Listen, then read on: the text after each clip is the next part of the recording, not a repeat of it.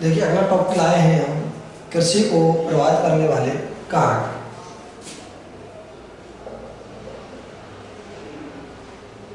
B ए part third, कृषि को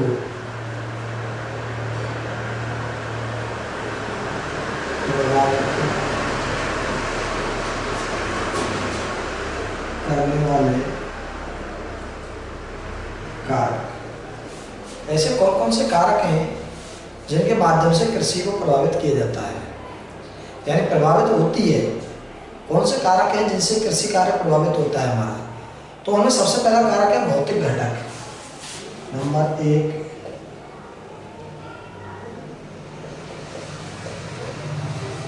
भौतिक घटक। अब भौतिक घटक में जैसे जलवायु दशाएं,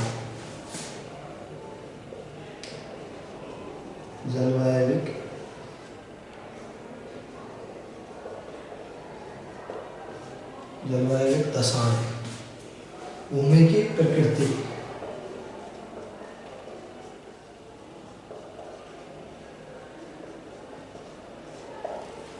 जलवायु दशाओं भूमि की प्रकृति, और उसके बाद में है उपजाऊ मिट्टी,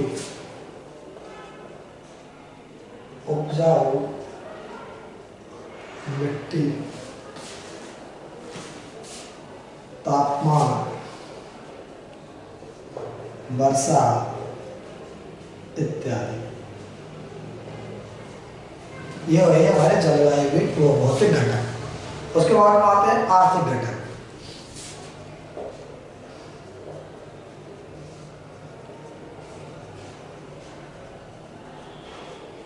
आर्थिक घटकों में बाजार की निकटता,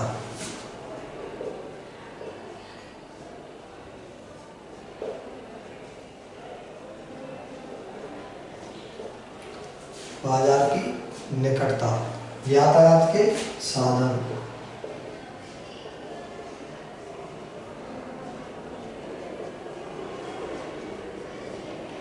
यातायात के साधन, श्रमिक पूर्ति,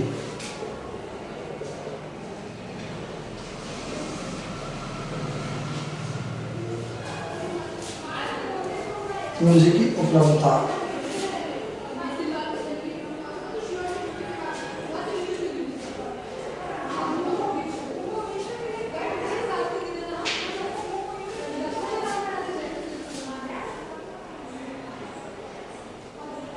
राज्य की नीति और बैंकिंग।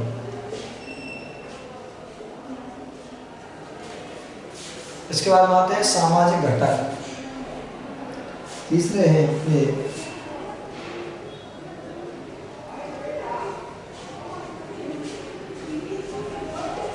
सामाजिक घटक। सामाजिक घटकों में होता है कि जो हमारे सामाजिक घटक हैं, जैसे भोजन की रुचि, मानव की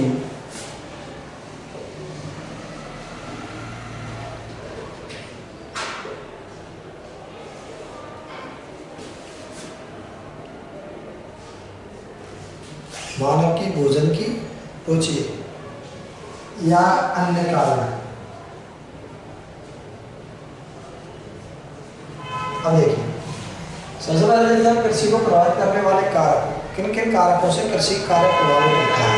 उनमें सबसे पहले आता है हमारे भौतिक घटक। भौतिक घटकों में प्रकृति की या जो कृषि कार्य को जिस प्रकार के क्षेत्र में हम जैसे कृषि कार्य करते हैं, उस कृषि कार्य से संबंधित उसकी भौगोलिक दशाएं क्या होनी चाहिए, वो सब भौतिक घटकों के अंतर्गत आते हैं। भौगोलिक दशाएं ही भौतिक घटक होती हैं। उनमें सबसे पहले देते हैं जलवायु दशाएं। कौन सी फसल किस क्षेत्र में है, उस फसल के लिए कितने तापमान की आवश्यकता होगी जलवायु में, आर्द्रता कितनी होनी चाहिए, वर्षा की मात्रा कितनी होनी चाहिए, ये सब इसमें आते हैं जलवायु दशा में। वर्षा है, तापमान है, आर्द्रता है, ये क्या है जलवायु दशा में आता है। जैसे अभी चावल की खेती की बात करते हैं तो चावल की खेती क्या वर्षा वाले क्षेत्रों में की जाती है, खरीफ की फसल में की जाती है। अगर नहीं है वर्षा की मात्रा पूरी नहीं है तो वहाँ पर सिंचाई के द्वारा उसमें पानी की आपूर्ति की जाती है। तो ये क्या है कि विश्व के जिन भी क्षेत्रों में जहाँ पर भी जिस प्रकार की कृषि कार्य किया जाता है कोई भी कृषि कार्य हो, चाहे वो रबी की फसल हो, चाहे वो खरीफ की फसल हो, चाहे वो जायद की फसल हो, कोई भी फसल हो, सभी फसलों के लिए भौतिक घटक अनिवार्य होते हैं। उन्हीं भौतिक घटक जहाँ पर जिस फसल के अनुकूल होते हैं वहाँ पर वही फसलें, वही कृषि कार्य संभव किया जाता है। जहाँ पर जिस प्रकार की हम कृषि कर रहे होते हैं, आप प्रत्येक कृषि को सब जगह नहीं कर सकते। जैसे भूमध्य सागरीय कृषि है, भूमध्य सागरीय क्षेत्रों में होती है, खट्टे फलों की कृषि है। अंगूर की कृषि है, भूमध्य सागरीय क्षेत्रों में होती है। अब उसके अंगूर की खेती के लिए भौगोलिक दशा में वहीं पर उपलब्ध है, तो वो कृषि वहीं पर उपलब्ध होगी, वहीं पर उसको पैदा किया जा सकता है। अब उसमें जलवायु दशाओं में वहाँ की धरातल की स्थिति कैसी है, भूमि की प्रकृति, भूमि की प्रकृति का मतलब है धरातल की स्थिति से समतल मैदानी भाग है या उबड़ खाबड़ भाग है, उच्चावच वाला भाग है या पठारी भूमि है, मिट्टी की उपजाऊपन है कि नहीं, उपजाऊ मिट्टी, प्रत्येक कृषि कार्य के लिए उपजाऊ मिट्टी का होना बहुत जरूरी होता है। कौन से क्षेत्रों में किस प्रकार की मिट्टी है, अकॉर्डिंग मिट्टी के जिस प्रकार की जहाँ जैसी मिट्टी है और जिस फसल के लिए वो उपयुक्त समझी जाती है वहाँ पर उसी फसलों का, उन्हीं कृषि का फसलों का उत्पादन किया जाता है, वही कृषि कार्य वहाँ किया जाता है। जहाँ पर उसके अनुकूल भौगोलिक दशाएं, जलवायु दशाएं, भूमि की प्रकृति, जैसे चाय ढलान वाले क्षेत्रों में की जाती है, जहाँ पर वर्षा की तो अधिकता हो, चाय के लिए अधिक मात्रा में वर्षा होनी चाहिए, लेकिन पेड़ की जड़ों में पानी नहीं ठहरना चाहिए। ये भी उसकी प्रकृति है पेड़ की, पौधे की, उसके पौधों की जड़ों में पानी नहीं रुकना चाहिए। तो उसके लिए कैसा धरातल होना चाहिए, ढलान। कैसा धरातल होना चाहिए, ढलान, जिससे कि उसकी पौधों की जड़ों में पानी ना रुक सके, वर्षा होती रहे लेकिन पानी भी प्रवाहित होता रहे। अगर उसकी जड़ों में, पौधों की जड़ों में अगर पानी रुकता है तो चाय का पौधा शीघ्र ही नष्ट हो जाता है। इसलिए भूमि की प्रकृति, मिट्टी भी उपजाऊ होनी चाहिए, तापमान, वर्षा सब जलवायु दशाओं में आते हैं। तो ये तो है हमारे भौतिक घटक। विश्व के कोई भी कृषि के क्षेत्र हो जहाँ पर जो कृषि कार्य किया जाता है उसके लिए भौगोलिक घटक, भौतिक जो घटक हैं वो बहुत ही जरूरी होते हैं। उसके बाद में आते हैं आर्थिक घटक। आर्थिक घटकों में देखते हैं बाजार की निकटता। कृषि कार्य किया हमने, कृषि किसी उद्योग के लिए कच्चा माल भी है, जीवों के लिए भोजन भी है, और निकटतम बाजार कृषि कार्य करने के लिए यंत्रों को खरीदना है, रासायनिक उर्वरकों को खरीदना है, वैज्ञानिक पद्धति से आजकल कृषि कार्य किया जाता है। तो उसके लिए क्या होना चाहिए, हमें निकटतम बाजार। क्या होना चाहिए, निकटतम बाजार। कृषि की जो आवश्यकता की जो वस्तु हैं वो हमें निकटतम बाजार से उपलब्ध हो जाए। दूसरा, उत्पादित जो माल है, कृषि के द्वारा जो उत्पादित माल है वो निकटतम बाजार में जाकर के बेचा जा सके। उसके लिए हमें निकटतम बाजार की भी आवश्यकता होती है। कृषि कार्य के लिए उपकरणों को खरीदना, रासायनिक खादों को खरीदना, कीटनाशक दवाइयों को खरीदना, ये सारी चीजें कहाँ उपलब्ध होंगी हमें, बाजार में। तो निकटतम बाजार भी होना चाहिए। ये आर्थिक घटकों में आता है। और निर्मित जो उत्पाद है, जो कृषि कार्य करके हम जो फसलें जो पैदा कर रहे हैं, जो उत्पादन जो हम कर रहे हैं, उस उत्पादन माल को बेचने के लिए भी निकटतम बाजार की आवश्यकता होती है। अब निकटतम बाजार के लिए सबसे पहले उसके लिए यातायात के साधन चाहिए। कृषि कार्य खेतों में, कृषि खेतों में की जाती है। अब खेतों से बाजार तक लाने के लिए किसकी आवश्यकता होती है हमें, यातायात के साधनों की। जैसे खासकर गन्ना कृषि कार्य में पैदा किया जाता है। कृषि में हमने गन्ना को पैदा किया, उसको 24 घंटे के अंतराल पर तो कारखाने में पहुंचा जरूरी होता है। गन्ना को 24 घंटे के अंतराल में कहाँ पहुंचा जाता है, उसमें कारखानों में। क्यों, अगर उसको 24 घंटे के अंतराल पर कारखानों में नहीं पहुंचाया गया तो उसमें सुक्रोज की मात्रा घट जाती है। तो इसलिए गन्ना को खेत में काटते इस समय ही यातायात के साधनों की आवश्यकता होती है, जिससे कि उसको तुरंत कारखानों में पहुंचाया जा सके और वहाँ पर से गुड़, शक्कर जो भी उत्पाद हैं बनाए जाते हैं। अगर वो लंबे समय तक वहाँ पर रहता है तो उसमें बाष्पोत्सर्जन क्रिया हो जाती है और जो रस होता है वो बाष्पोत्सर्जन से कम पड़ जाता है, तो उसमें उत्पादन घट जाता है। इसलिए यातायात के साधनों की भी शीघ्र आवश्यकता रहती है। श्रमिक पूर्ति, प्रत्येक कार्य कृषि में यंत्रों के माध्यम से संभव भी नहीं है। कुछ कार्यों के लिए श्रमिकों की भी आवश्यकता होती है। जैसे चावल की कृषि कर रहे हैं तो चावल को पौध को रोपने के लिए, पानी में पौधों को रोपने के लिए रोपण कृषि की तरह इसमें क्या श्रमिक कुशल मजदूरों की भी आवश्यकता होती है। निराई गुड़ाई करने के लिए आवश्यकता होती है। फसल को काटने के लिए भी श्रमिकों की आवश्यकता होती है। क्योंकि बड़ी बड़ी जो फार्मिंग कृषि होती है उसमें तो यंत्रों का उपयोग किया जाता है, लेकिन जो गहन कृषि होती है उसमें क्या है, श्रमिकों की आपूर्ति होना बहुत जरूरी है। श्रमिकों का होना जरूरी है। पूंजी की उपलब्धता, कहते हैं कि छोटी पूंजी धंधे को खाती है, तो वही स्थिति कृषि पर भी डिपेंड करती है, वही स्थिति कृषि पर भी डिपेंड करती है। अगर पूंजी पर्याप्त मात्रा में उपलब्ध नहीं है, हम जब तक उसमें पर्याप्त मात्रा में पूंजी का निवेश नहीं करेंगे कृषि में, तो हम उससे पर्याप्त मात्रा में उत्पादन भी नहीं कर पाएंगे। क्योंकि आज की जो कृषि है वो वैज्ञानिक कृषि पर निर्भर हो गई, उसमें विभिन्न प्रकार के रासायनिक उर्वरकों का उपयोग किया जाता है, कीटनाशक दवाइयों का उपयोग किया जाता है। और गेहूं की बात करें तो 300 प्रकार की किस्में विकसित हो गई गेहूं की। अब हरित क्रांति की बात करें तो गेहूं और चावल पर हरित क्रांति की गई, क्योंकि उसमें अधिक उत्पादन कम समय में, अधिक उत्पादन देने वाली कम क्षेत्र में कम समय में अधिक उत्पादन देने वाली किस्मों का विकास किया गया, जिससे कि कम क्षेत्रों पर कम समय में अधिक उत्पादन हो सके। लगातार जनसंख्या बढ़ रही है, जनसंख्या की उधर पूर्ति के लिए खाद्यान्न होना जरूरी है, तो हरित क्रांति की गई। और उसके लिए फिर क्या, पूंजी की उपलब्धता होनी चाहिए, पर्याप्त मात्रा में धन की आवश्यकता होती है, पूंजी निवेश करना पड़ता है पहले कृषि में, तब जाकर उसकी उत्पादन किया जाता है। राज्य की नीति, अब आर्थिक घटकों में कुछ राज्य की हमारी नीति है, क्यों कृषि किसमें आता है, संवर्ती सूची में, राज्य सूची का विषय है, सॉरी, तो राज्य सूची के विषय में क्या है कि राज्य की नीति क्या है कृषि के प्रति, कहाँ पर राज्य सरकार कृषि के अनुदान देती है, कृषि के लिए बीजों का वितरण करती है, रासायनिक खादों को भी वितरण करती है। तो ये सारी चीजें क्या राज्य की नीति पर डिपेंड करती है। बैंकिंग, उसके लिए क्या है, बैंकिंग की आवश्यकता भी होती है, निकट का बाजार होगा तो बैंकिंग सुविधा भी होगी। क्यों, क्योंकि जैसे गन्ने को ले जाया गया कच्चे माल के तौर पर कारखाने के लिए बाजारों में, वहाँ से उसका यातायात के साधनों का पेमेंट करना है, कच्चे माल के पदार्थ किसान को भुगतान करना है, तो कारखाने से भुगतान लेना है, ये सब के लिए किसकी आवश्यकता होती है, बैंकिंग की।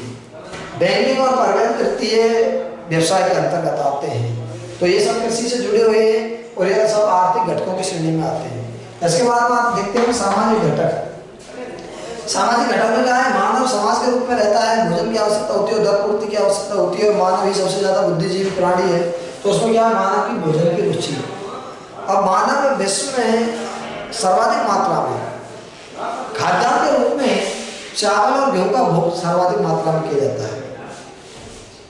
जैसे बात करते हैं शीतोष्णकटिबंधीय क्षेत्रों में, तो सबसे ज्यादा शीतोष्णकटिबंधीय क्षेत्रों में क्या है, गेहूं का उत्पादन, गेहूं का भोज्य पदार्थ के रूप में सर्वाधिक उपयोग में लेते हैं, चावल को और गेहूं को। 40 डिग्री 45 डिग्री से उच्च अक्षांशों में चावल और मछली का उपभोग अधिक किया जाता है।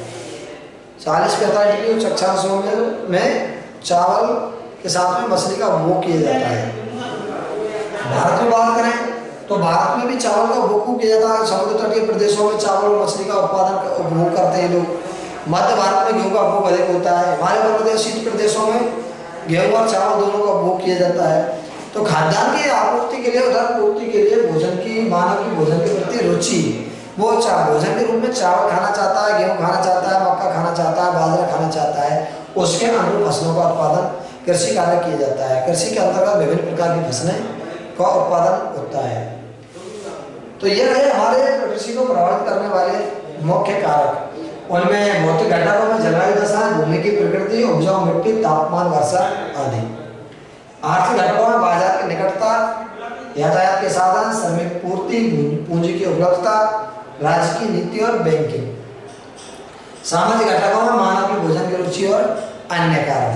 यह है हमारे कृषि को प्रभावित करने वाले कारक। इसके बाद में देखते हैं कृषि के कुछ प्रकार।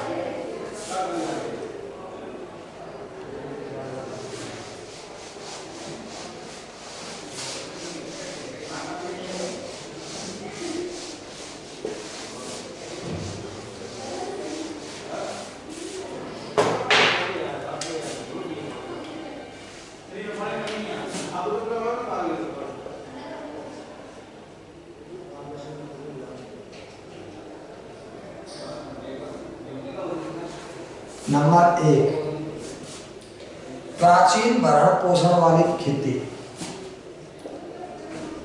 प्राचीन भरण पोषण वाली खेती। दूसरा है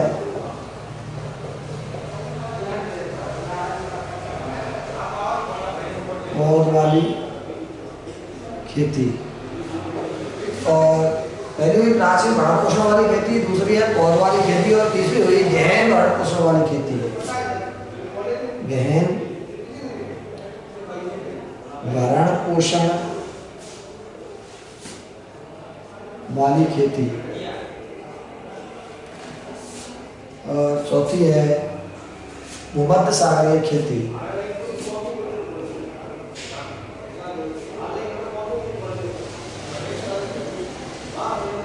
भूमध्य सागरीय खेती। पांचवी है व्यापार अन्य उत्पादन खेती।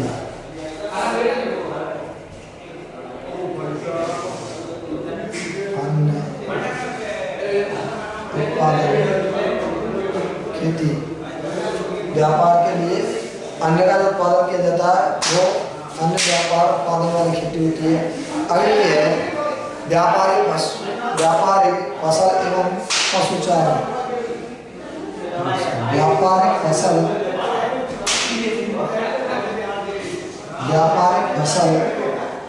एवं पशुपालन।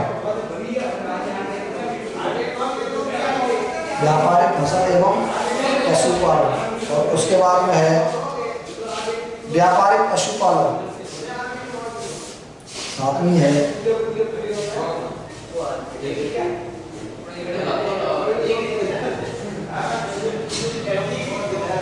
व्यापारिक पशुपालन और नेक्स्ट है इसमें आपकी व्यापारिक बागवानी एवं फलोत्पादन। व्यापारिक बागवानी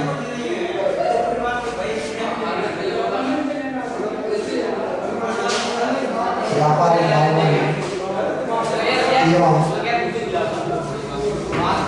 फलोत्पादन। ये हमारे कृषि के उत्पाद है। सबसे एकदम प्राचीन भरण पोषण वाली खेती। प्राचीन भरण पोषण वाली खेती में क्या होता है, प्राचीन भरण पोषण का मतलब है अपने परिवार की आवश्यकता की पूर्ति के लिए खेती करना, केवल परिवार का भरण पोषण किया जा सके, ऐसी खेती उसको कहते हैं प्राचीन भरण पोषण वाली खेती। इसमें क्या है कि ना तो कोई वैज्ञानिक पद्धति का उपयोग है, ना कोई यंत्रों का उपयोग है, ना रासायनिक उर्वरकों का उपयोग है, केवल घर के सदस्यों के द्वारा ही, श्रमिकों की भी आवश्यकता नहीं होती, घर के सदस्यों के द्वारा ही प्राचीन प्रणाली के द्वारा, प्राचीन जो खेती की पद्धति है, प्राचीन तरीका से जो कृषि कार्य किया जाता है उसी के द्वारा भरण पोषण वाली खेती करना, जिसमें हम अपने वर्ष भर के लिए अपने परिवार का भरण पोषण कर सकें, उतनी ही मात्रा में हम उसका उत्पादन कर सकें। ये होती है प्राचीन भरण पोषण वाली खेती। क्या होती है प्राचीन भरण पोषण वाली खेती, जिसमें हम अपने परिवार का भरण पोषण कर सकें, परिवार के सदस्यों के द्वारा उसका उत्पादन कर सकें, कृषि कार्य में काम में ले सकें परिवार के सदस्यों को ही। यानी उसमें ना तो मजदूरों की आवश्यकता है श्रमिकों की, और ना ही उसमें यंत्रों की आवश्यकता है, यंत्रों के माध्यम से भी नहीं होती, तो उसको कहते हैं प्राचीन भरण पोषण वाली खेती। दूसरी होती है पौध वाली खेती। ये अविकसित देशों में की जाती है, अविकसित देशों में की जाती है, और ये भी अविकसित देशों में की जाती है। प्रारंभ की दोनों जो खेती है वो अविकसित देशों में की जाती है। यानी पौध वाली खेती, पौध वाली जो कृषि, जो फसलें पौधों पर की जाती है उसके लिए पौध तैयार करना, जैसे प्याज है, प्याज की पौध तैयार करना, फल सब्जियों की अधिकांश पौधे लगानी होती है कृषि कार्य करने के लिए, तो उसकी क्या पौधे उपलब्ध करना। तो ये पौध वाली खेती कहाँ होती है, यानी प्राचीन तरीका से की जाती है, घर के सदस्यों के द्वारा की जाती है, केवल उधर पूर्ति भरण पोषण के माध्यम को ध्यान में रखते हुए की जाती है, और ये दोनों ही खेती अविकसित देशों में की जाती है। कहाँ पर की जाती है, विश्व के अविकसित देशों में की जाती है। उसके बाद आती है गहन भरण पोषण वाली खेती। गहन भरण पोषण वाली खेती का मतलब ये हुआ कि क्षेत्रफल तो कम है और हमें उत्पादन अधिक करना है। क्षेत्रफल तो कम है और उत्पादन अधिक करना है, जैसे कि हम अपने पूरे परिवार का भरण पोषण कर सके। क्षेत्रफल का, कृषि का क्षेत्रफल कम हो गया, मांग अधिक हो गई, कृषि का क्षेत्रफल तो कम हो गया, मांग अधिक हो गई, ऐसी खेती गहन भरण पोषण वाली खेती कहलाती है। इसमें पूरे कृषि जो कार्य होता है वो वैज्ञानिक पद्धति से किया जाता है, रासायनिक उर्वरकों का उपयोग किया जाता है, मशीनों और यंत्रों का उपयोग किया जाता है, और श्रमिकों की भी आवश्यकता इसमें होती है। तो ये होती है गहन भरण पोषण वाली खेती, और ये खासकर खाद्यान्न फसलों में की जाती है, चावल के लिए, गेहूं में, चावल की जो खेती है क्योंकि भरण पोषण है, तो चावल का भोग अधिक किया जाता है, अगर गेहूं का भोग भी अधिक किया जाता है। तो ये गहन भरण पोषण वाली खेती विश्व के उन देशों में की जाती है, विकसित देशों में की जाती है जहाँ पर जनसंख्या का भार अधिक होता है। विकासशील और विकसित देशों में जहाँ की जाती है जहाँ पर जनसंख्या का भार अधिक होता है, कृषि का क्षेत्रफल कम होता है और अधिक उत्पादन की जहाँ आवश्यकता होती है वहाँ पर गहन भरण पोषण वाली खेती की जाती है। उसके बाद बात है भूमध्य सागरीय खेती। भूमध्य सागरीय क्षेत्रों में की जाने वाली, यानी कह सकते हैं दूसरे शब्दों में खट्टे फलों की कृषि, जैसे अंगूर, नाशपाती, यह उन क्षेत्रों में की जाती है भूमध्य सागरीय क्षेत्रों में जहाँ की उसके खट्टे फलों को जो पैदा की जाती है और वहाँ पर इस फसल के माध्यम से शराब का उत्पादन भी अधिक मात्रा में किया जाता है। उसके बाद में आते व्यापार उत्पादन खेती। अन्न का तो उत्पादन हो रहा है लेकिन किसके माध्यम से हो रहा है? व्यापार के दृष्टि से। उसका अंतर्गत क्या है कि अन्न का उत्पादन कर रहे हैं हम, अन्न का उत्पादन है हमने उधर पूर्ति के लिए हम अन्न का उत्पादन तो कर रहे हैं, अधिक उत्पादन होने से उसका व्यापार भी किया जा सकता है, उसको निर्यात भी किया जाए। ऐसी कृषि बेसिन के उन क्षेत्रों में की जाती है जैसे कनाडा है, सेंट्रल जमीर का है, पंपास पेरी जो घास के मैदानी क्षेत्र हैं, वहाँ पर क्या है कि अन्न का उत्पादन बड़े बड़े फार्मों में किया जाता है तो वहाँ में, लेकिन व्यापार की दृष्टि से पैदा किया जाता है। इसमें पूरी खेती वैज्ञानिक पद्धति से की जाती है, यंत्रों का उपयोग किया जाता है, रासायनिक खादों का, कीटनाशक दवाइयों का, और कम समय में अधिक उत्पादन देने वाली ऐसी ऐसी वैरायटियाँ बोई जाती हैं जो अधिक मात्रा में अधिक से अधिक उत्पादन दे सकें। तो ये विश्व की फार्म खेती भी कह सकते हैं, विश्व के उन प्रदेशों में की जाती है जहाँ पर व्यापार की दृष्टि से अन्न का उत्पादन किया जाता है। उसके बाद आता है व्यापारिक फसल एवं पशुपालन, यानी ऐसी कृषि कार्य करना, ऐसी खेती करना जिससे फसल और पशुपालन भी किया जा सके और जिससे व्यापार भी किया जा सके, पशुओं के लिए चारा भी उपलब्ध हो जाए और फसल में जो उत्पादन कर रहे हैं उसका व्यापार भी हो जाए। ऐसे गन्ना, अब गन्ना ऊपर के पत्तों का जो चारा होता है वो तो पशुपालन के लिए, पशुओं के लिए चारा का काम करता है और गन्ना का सीधा व्यापार किया जाता है। गन्ने का क्या किया जाता है? सीधा व्यापार किया जाता है और गन्ने से पशुओं के लिए चारा भी उपलब्ध हो जाता है। तो सीधा सा मतलब होता है व्यापारिक फसल को पशुपालन साथ साथ किया जाता है, और जहाँ पर पशुपालन और कृषि कार्य साथ साथ किया जाता हो उसको मिश्रित कृषि की श्रेणी में भी गिना जाता है। कृषि कार्य करने के साथ साथ जहाँ पशुपालन भी किया जाता है वह उसको मिश्रित कृषि भी नाम दे दिया जाता है। उसके बाद आता है व्यापारिक पशुपालन। पशुपालन तो कर रहे हैं हम, अपनी आवश्यकता की पूर्ति के लिए भी हो रहा है, और उसका दूसरा कारण है व्यापारिक दृष्टि से। भेड़ है, भेड़ बकरी पालना, ऊँट पालना, उससे क्या अपना आवश्यकताएं भी पूरी हो रही है और उसका व्यापार, जैसे ऊन का उत्पादन हो जाता है उससे, भेड़ बकरी से, तो ऊन का क्या करते हैं? व्यापार, निर्यात करते हैं, बेचते हैं, तो वो हो गया हमारा व्यापारिक पशुपालन। वैसे उन क्षेत्रों में पशुपालन जैसे मसूरी प्रदेश है, शीत प्रदेश है, वहाँ पर पशुपालन किया जाता है। शीत प्रदेशों, शीत अवस्थाओं में ऊंचे ऊंचे पर्वतीय क्षेत्रों में जब बर्फ गिरती है तो वर्षा ऋतु में क्या है वो पशुओं को लेकर के चारा का नीचे आ जाते हैं चरवाए, और ग्रीष्म ऋतु आते ही वो पर्वतों के ऊपर चले जाते हैं। तो भारी मात्रा में ऐसे क्षेत्रों में पशुपालन किया जाता है तो ऊन उत्पादन, दूध उत्पादन दृष्टि से किया जाता है। भारी मात्रा में ऊन का भी उत्पादन हो जाता है और दूध का भी उत्पादन होता है, और उससे निजी भरण पोषण तो हो रहा ही है, लेकिन उससे क्या हो रहा है? हमारा व्यापार की दृष्टि से पशुपालन किया जा रहा है। थार का स्थल है, पश्चिमी रेगिस्तानी भाग में भेड़ बकरियां पाली जाती हैं, ऊँट पाले जाते हैं, गधे पाले जाते हैं, तो उससे क्या है? हमारा व्यापार हो रहा है। व्यापार की दृष्टि से महत्वपूर्ण अपनी आवश्यक घरेलू आवश्यकताएं पूरी हो जाती हैं और अपना व्यापार भी होता है। इसके बाद आती है व्यापारिक बागवानी एवं फलोत्पादन खेती। व्यापारिक बागवानी यानी ऐसी फसलें उत्पादन करना जिससे कि व्यापार होता हो। व्यापारिक बागवानी एवं फलोत्पादन, फलों का भी उत्पादन होता है, जैसे सेब है, जम्मू कश्मीर में सेब भारी मात्रा में पैदा होता है क्योंकि वहाँ पर उसके भौगोलिक आवश्यकता सारा उपलब्ध है, तो उनका क्या होता है? व्यापार। बाग भी है, चाय है, बागवानी फसलों में आती है, चाय के बाग पाए जाते हैं, तो बागवानी फसल भी हो रहा है, दूसरा व्यापार भी हो रहा है। तो ऐसी फसलें जो व्यापार की दृष्टि से फलोत्पादन है, जैसे सब्जियां हैं, निकटतम बाजार के पास बोई जाती हैं और इसको ट्रक कृषि भी कहते हैं, तो तुरंत प्रभाव से काट तोड़ करके शीघ्र खराब होने वाले जो उत्पाद हैं उन निकटतम बाजार में बेच दिया जाता है, तो वो भी एक व्यापार दृष्टि से होते हैं। फलों का उत्पादन है, सब्जियों का उत्पादन है, ये व्यापारिक दृष्टि से भी महत्वपूर्ण फसलें खेती है। और बागवानी फसलें जैसे चाय है, कहवा है, वह है तो बागवानी, लेकिन व्यापार की दृष्टि से पैदा किसके माध्यम से की जा रही है? उद्देश्य क्या है उनका? व्यापार की दृष्टि से। तो ये रहे हमारे कृषि के विभिन्न प्रकार, यानी उनका उद्देश्य क्या होता है, कहाँ कहाँ पर किस प्रकार से वो कृषि कार्य किए जाता है। ये रहे हमारे कृषि के प्रकार शेष काल।